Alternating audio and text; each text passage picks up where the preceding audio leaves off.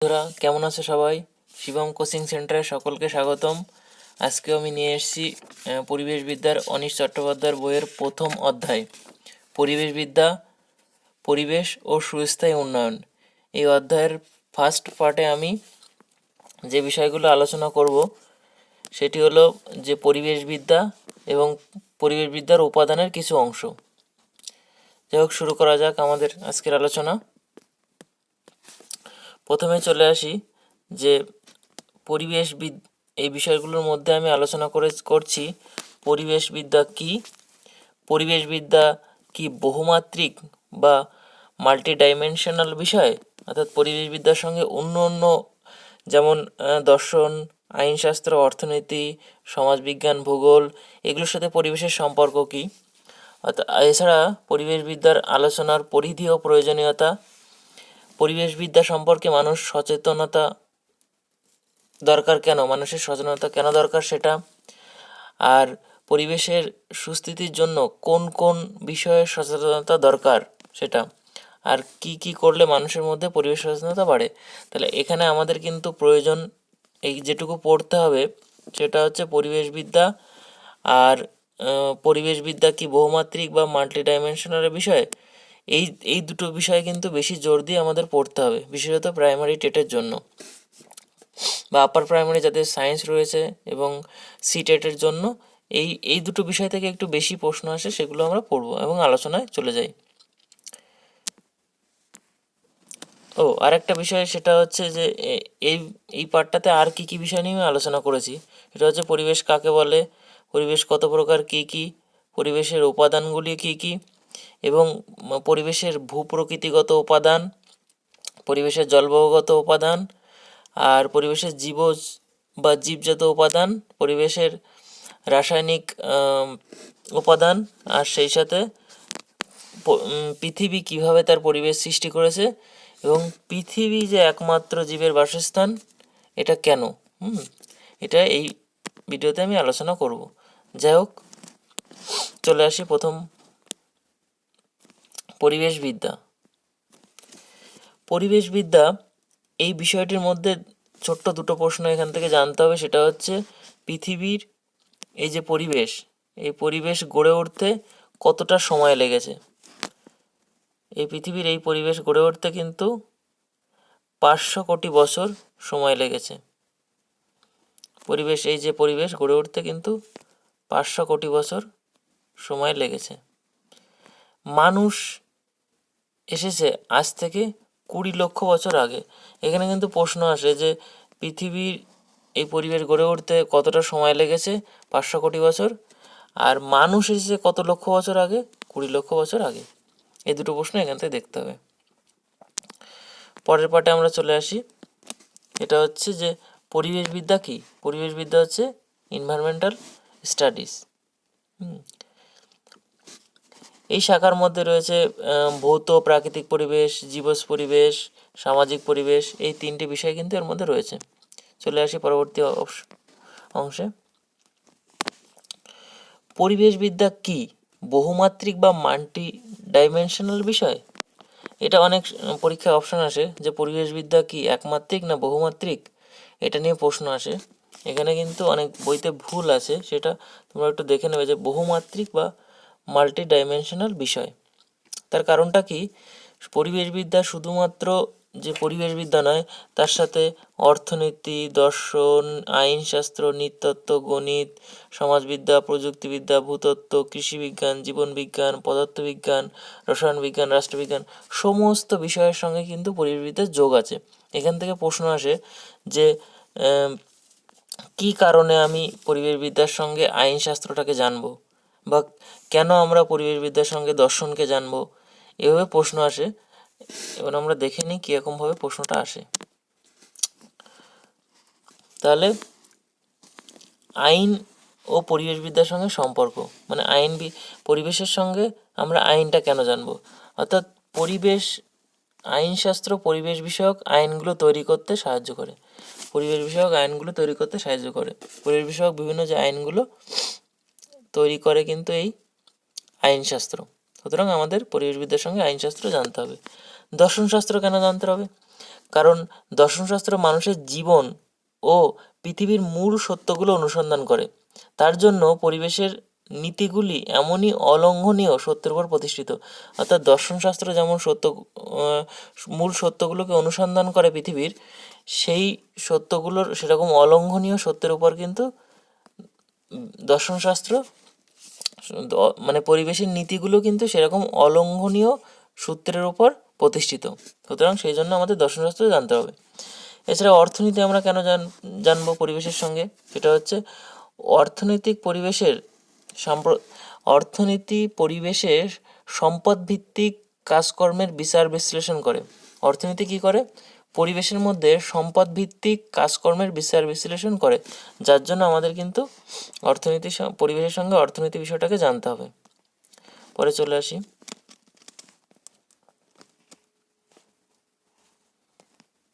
আমরা পরিবেশের সঙ্গে রাষ্ট্রবিজ্ঞান এই বিষয়টাকে কেন জানবো?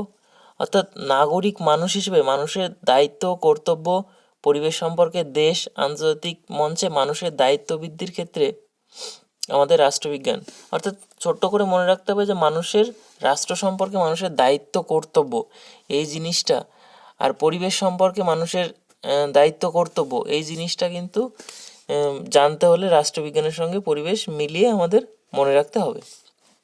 গণিতের কেন জানবো? গণিতের সঙ্গে পরিবেশ কেন সম্পর্কিত?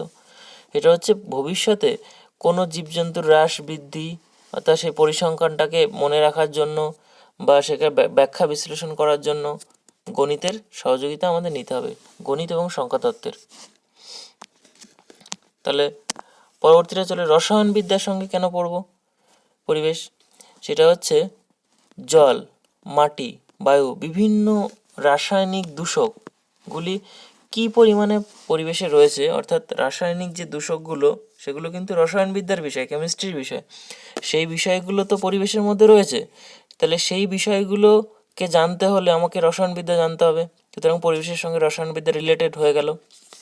এরপরে পদার্থবিদ্যা, আমরা জানি যে পরিবেশের প্রত্যেকটা জিনিস, বৃষ্টি বা বায়ু বা অন্য অন্য যেসব সমস্ত কিছু, জল, এগুলোকে মাপার জন্য কিন্তু যেসব যন্ত্রপাতির ব্যবহার করা হয় সেটা কিন্তু আমরা পদার্থবিদ্যা থেকে এই যন্ত্রপাতির সহযোগিতা নিয়ে থাকি। পদার্থবিদ্যার সূত্র অনুযায়ী যন্ত্রপাতিগুলো তৈরি হয়, সুতরাং পদার্থবিদ্যা আমাদের প্রয়োজন। জীবনবিজ্ঞান কেন প্রয়োজন? কারণ পরিবেশে জীবের মধ্যে পারস্পরিক সম্পর্ক অনুসন্ধানের মধ্যে ইকোলজি এই বিজ্ঞানটি জন্ম হয়েছে।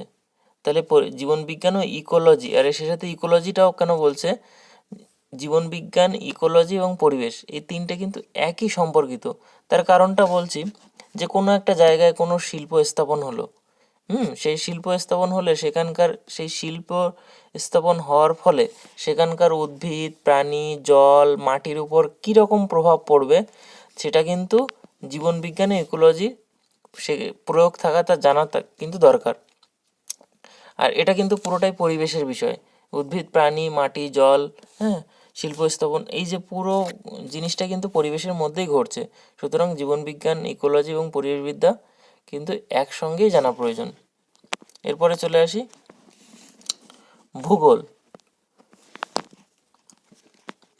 ভূগোল বা ভূতত্ত্বর সঙ্গে পরিবেশবিদ্যা আমরা কেন জানবো?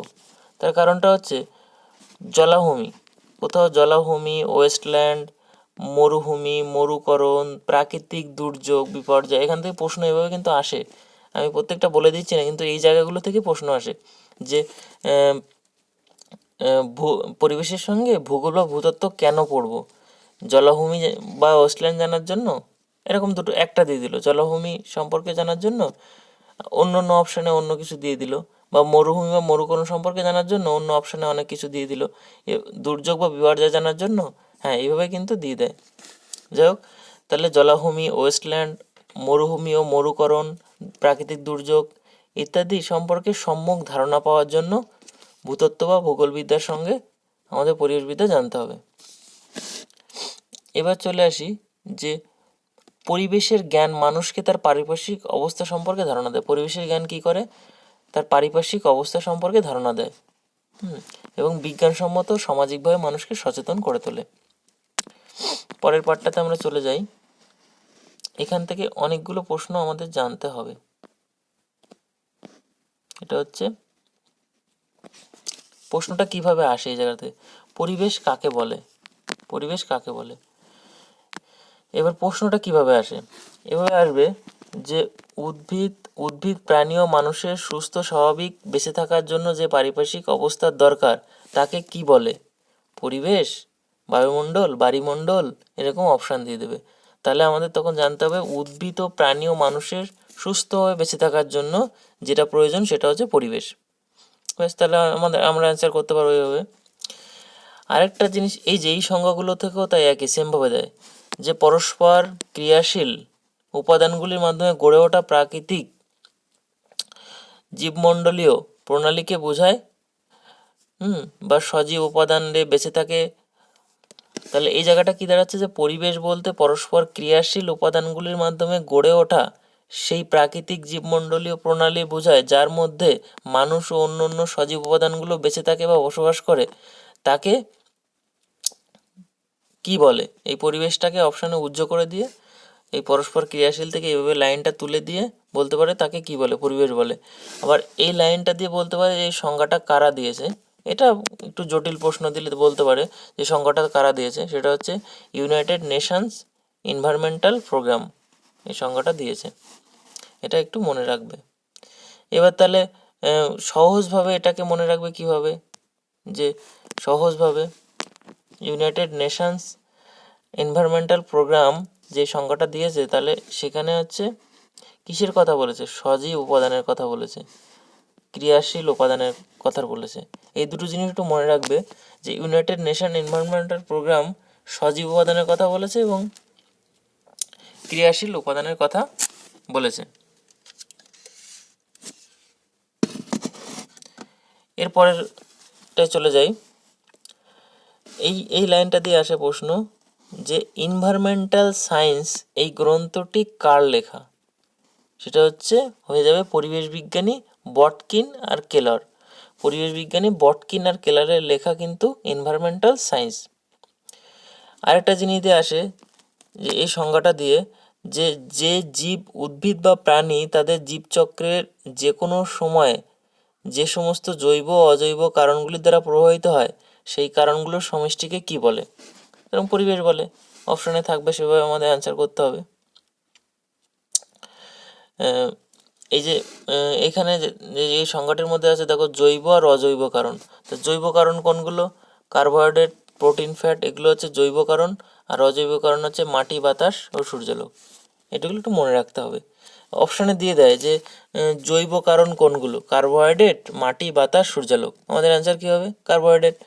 আর যদি বলে যে অজৈব কারণ কোনগুলো, মাটি দিয়ে, অজৈব কারণ কি, মাটি, সেই সাথে কার্বোহাইড্রেট, প্রোটিন, ফ্যাট দিয়ে দিল, তাহলে আমাদের অ্যান্সার হয়ে যাবে কিন্তু মাটি। এইভাবে মনে রাখতে হবে।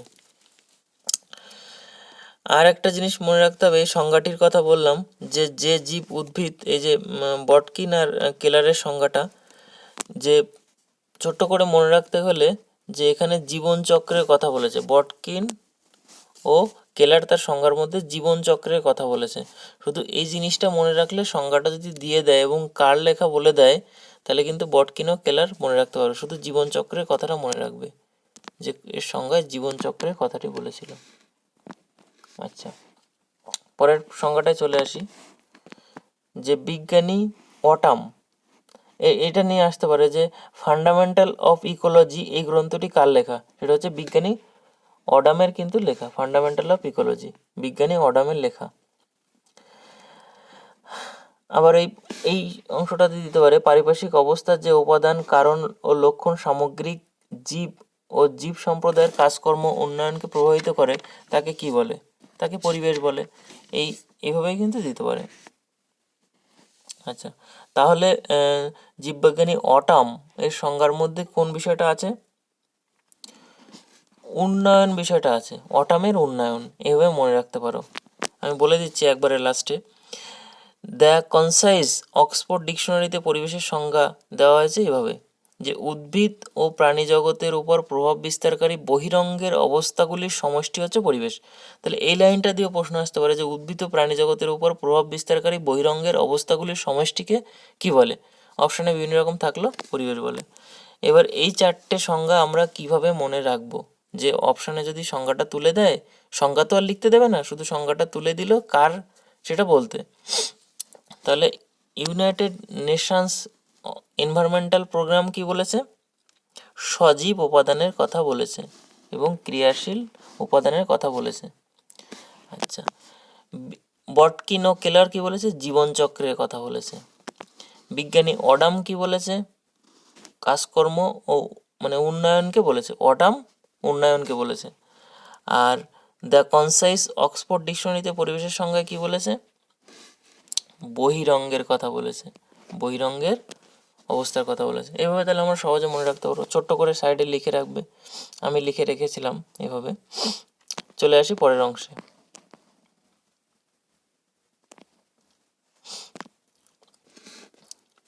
পরিবেশ কত প্রকার? এটা অনেকেই ভুল করে, 2 প্রকার দিয়ে দেয়, যে সজীব আর অজীব, কিন্তু তা নয়। পরিবেশ কিন্তু 3 প্রকার, একটা হচ্ছে প্রাকৃতিক পরিবেশ, আর একটা হচ্ছে জীবস পরিবেশ, আর একটা হচ্ছে সামাজিক পরিবেশ। তাহলে পরিবেশ কয় প্রকার? 3 প্রকার। এই প্রাকৃতিক বা ভৌত পরিবেশকে আবার 3 ভাগে ভাগ করা হয়েছে: বায়ুমণ্ডল, শিলামণ্ডল, বায়ুমণ্ডল। আর সজীব বা যেটা জীবস পরিবেশ, তাকে 3 ভাগে ভাগ করা হয়েছে: উৎপাদক, খাদক আর বিয়োজক। আর সামাজিক পরিবেশও 3 প্রকার: গোষ্ঠী, পরিবার, প্রতিষ্ঠা। এবার চলে আসি 1 নম্বরটায়, ভৌত বা প্রাকৃতিক পরিবেশ, এই অংশটায়। অর্থাৎ ভৌত বা প্রাকৃতিক পরিবেশ কোনগুলো? জল, বাতাস, মাটি, আলো, গাছপালা, জীবজন্তু, এগুলো সব কিছুই কিন্তু ভৌত বা প্রাকৃতিক পরিবেশ। অপশান দিয়ে দিতে পারে, ভৌত বা প্রাকৃতিক পরিবেশ কোনগুলো। সেখানে দিয়ে দিল যে গোষ্ঠী, পরিবার, সমষ্টি, বায়ুমণ্ডল, এরকম দিয়ে দিল, আলো, এইভাবে দিয়ে দিল, তাহলে অপশন হয়ে যাবে বায়ুমণ্ডল। এবার জীবস পরিবেশ কোনগুলো? জীবস পরিবেশ হচ্ছে উদ্ভিদ ও প্রাণী, এছাড়া কিছু ব্যাকটেরিয়া, ছত্রাক, এগুলো। তাহলে জীবস পরিবেশ কিন্তু এগুলো। সামাজিক পরিবেশের মধ্যে কি কি থাকবে? তাহলে এটা মনে রাখতে হবে, সামাজিক পরিবেশের মধ্যে আমরা গোষ্ঠী, পরিবার, প্রতিষ্ঠা, এগুলো পাবো।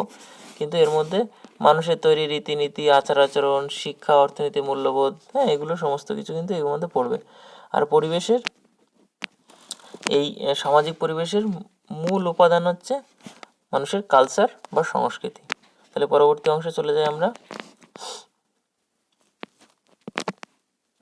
আচ্ছা, এর পরবর্তী অংশে তাহলে প্রাকৃতিক ও জীবস পরিবেশ, এর মধ্যে সামাজিক পরিবেশ, দেখো সামাজিক পরিবেশটা কিন্তু প্রাকৃতিক ও জীবস পরিবেশ কিন্তু পৃথিবী আস্তে আস্তে সৃষ্টি হয়েছে, কিন্তু সামাজিক পরিবেশ কিন্তু মানুষ তৈরি করেছে, এটা একটু জানতে হবে। এবার পরিবেশের উপাদানগুলি 2 ধরনের। এবার পরিবেশের উপাদান আমি চলে আসলাম। পরিবেশ 3 প্রকার ছিল, পরিবেশের উপাদান 2 ধরনের, একটা হচ্ছে সজীব উপাদান, জড় উপাদান। আর সজীব উপাদানের মধ্যে কী কী রয়েছে? জীবাণু, গাছপালা, জীবজন্তু, মানুষ। আর জড় উপাদানের মধ্যে রয়েছে জল, বাতাস, যার মধ্যে প্রাণ নেই আর কি, জল, বাতাস, মাটি, আলো, উষ্ণতা, আর্দ্রতা, মহাকাশ ইত্যাদি। তাহলে এই ছকটার মধ্যে আমরা অনেকটাই বুঝতে পারবো যে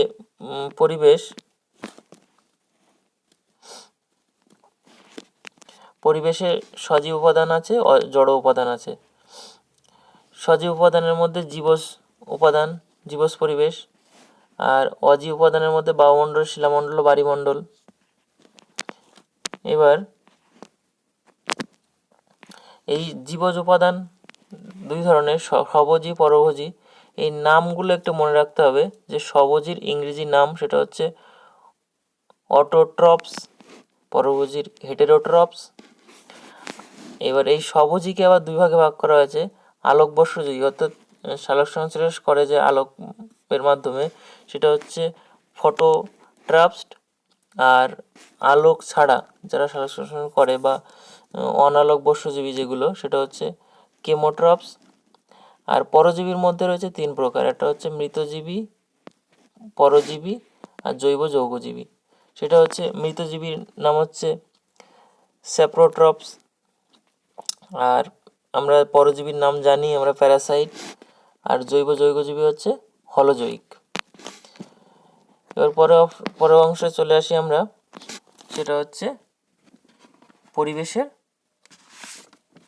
ভূপ্রাকৃতিক উপাদানগুলো কি কি। এটা নিয়ে অপশনে প্রশ্ন আসে যে ভূপ্রাকৃতিক উপাদান কোনগুলো। সে মধ্যে উচ্চতা ভূমির ঢাল দিল একটাই, আর একটা সূর্যালোক দিল, আবার উদ্ভিদ প্রাণী ব্যাকটেরিয়া এরকম দিয়ে দিল। তাহলে আমাদের ভূপ্রাকৃতিক উপাদান অর্থাৎ ভূপ্রকৃতির উপাদান যেগুলো, সেগুলো আমাদের কিন্তু জানতে হবে। ভূপ্রকৃতির উপাদান, ভূপ্রকৃতির উপাদান কোনগুলো?